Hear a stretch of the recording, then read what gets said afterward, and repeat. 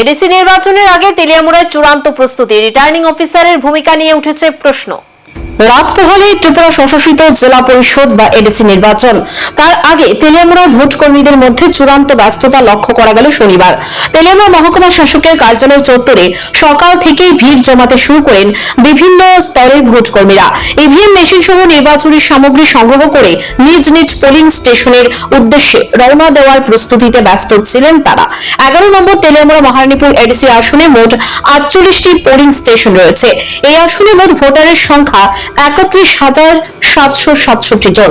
এর মধ্যে পুরুষ ভোটার 15,800 এবং মহিলা ভোটার 15,966 জন। তবে এই প্রস্তুতির মাঝেই সামনে এসেছে এক বিতর্ক। রিটার্নিং অফিসার তথা মহকুমা শাসক অপূর্ব কৃষ্ণ চক্রবর্তী নির্বাচন সংক্রান্ত কোনো তথ্য সংবাদ মাধ্যমের সামনে প্রকাশ করতে অস্বীকার করেন। সাংবাদিকরা যখন ভোটার সংখ্যা, পোলিং স্টেশন বা প্রশাসনিক প্রস্তুতি নিয়ে জানতে চান, তখন তিনি এই বিষয়ে কিছু বলতে পারবেন না বলে জানিয়ে দেন। এমনকি হাত জোর করে তিনি নিজের অক্ষমতার কথাও প্রকাশ করেন বলে অভিযোগ। নির্বাচনের মতো গুরুত্বপূর্ণ প্রক্রিয়ার আগে প্রশাসনের এমন ভূমিকা নিয়ে ইতিমধ্যেই প্রশ্ন উঠতে শুরু করেছে বিভিন্ন মহলে, বিশেষ করে যেখানে এবারে এডিসি নির্বাচনকে ঘিরে নানা আশঙ্কা উত্তেজনা রয়েছে।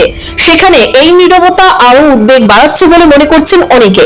সব মিলিয়ে একদিকে যেমন প্রশাসনিক প্রস্তুতি জোর কদমে চলছে, অন্যদিকে রিটার্নিং অফিসারের এই অবস্থান নির্বাচনের স্বচ্ছতা ও তথ্য প্রবাহ নিয়ে নতুন করে বিতর্কের জন্ম দিয়েছে।